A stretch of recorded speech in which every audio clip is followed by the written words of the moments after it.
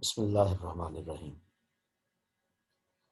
हमारा नया टॉपिक है equation of motion under impulsive force.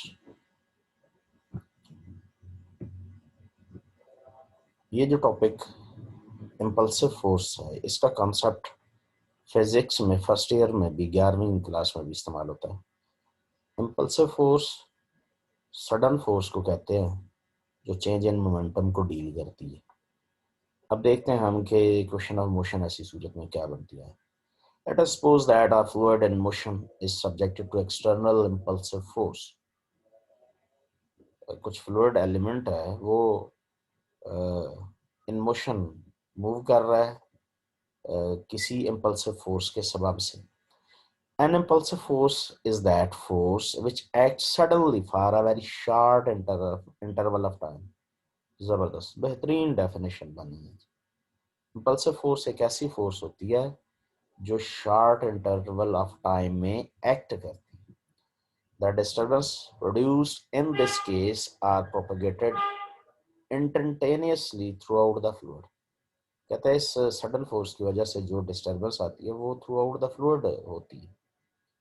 Late us suppose S be an arbitrary closed surface. ये figure में आप देख रहे हैं ये close surface S drawn in an invested incompressible fluid enclosing a volume टा।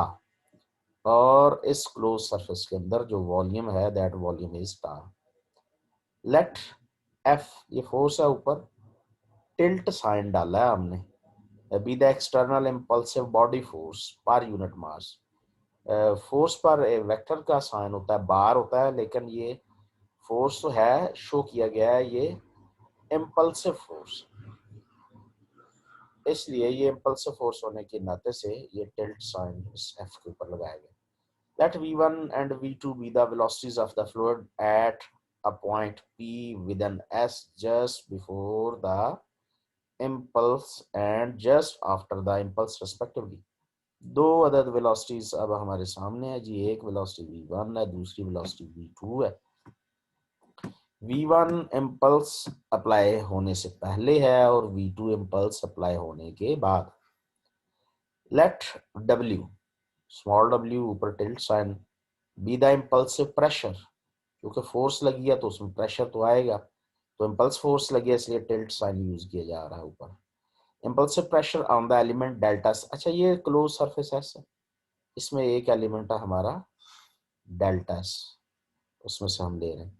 N be the outward drawn unit normal at delta, ये outward drawn unit normal. And rho be the density of the fluid. Applying Newton's second law of impulsive motion to the fluid with an S। देखते हैं जी, impulse की symbol अगर आए हो तो force short interval of time में apply होती है, F cross T, F M में होती है, और एक ही वैल्यू लगाएं, फार्मूला लगाएं, डेल वी ओवर टी होगा, तो ये क्या बन जाएगा, टाइम टाइम से कैंसिल हो जाएगा, एम इंटू डेल्टा वी, ये मोमेंटम आ गया जी। अब एम की वैल्यू लगाएं, rho is equal to m v से, एम की वैल्यू लगाएं तो ये rho volume into del v, ये रॉ डेंसिटी है, वी उसका वॉल्यूम है, del v change in velocity. ठीक है जी, जितनी टोटल फोर्स लगेगी उस उतना ही मोमेंटम में चेंज वाकई होगा, तो total impulsive force equal change in momentum. तो जब इंपल्सिव फोर्स लगा रहे हैं हमारे पास, तो फोर्स इस फिगर को अगर मुलाहाजा करें आप, ये force external body force impulsive force per unit mass है। एफ जो है ये एक्सटर्नल इंपल्सिव फोर्स है, बॉडी फोर्स है पर यूनिट मास। और अगर हम चाहते हैं पूरे वॉल्यूम पर लगी तो रॉ डी टा से मल्टीप्लाई करें, तो फिर ये फोर्स सिर्फ इस इतने डेल्टा पर होगी, इतने एलिमेंट पर होगी, इसमें जो वॉल्यूम डी टा होगा उस पर होगी। लेकिन अगर आप पूरे वॉल्यूम पर लेना चाहें तो फिर ये वॉल्यूम इंटीग्रल इस्तेमाल हो जाएगा, volume integral triple integral f rho d tau. और ये प्रेशर डब्ल्यू n unit vector d s surface integral, अच्छा, नेगेटिव साइन इस बात की अलामत है कि ये जो हमारे पास आउटवर्ड ड्रॉन है यूनिट नॉर्मल और फोर्स इनवर्ड लग रही है, इसलिए यहाँ पर नेगेटिव आ गया। दूसरी साइड पर चेंज इन मोमेंटम, ये डेंसिटी है, ये वॉल्यूम और change in velocity volume integral लिया गया, इस तरह से ये हमारे पास चेंज इन मोमेंटम शो हो गया। अच्छा, ये भी उसने बताया है कि ये W x along the inward unit normal.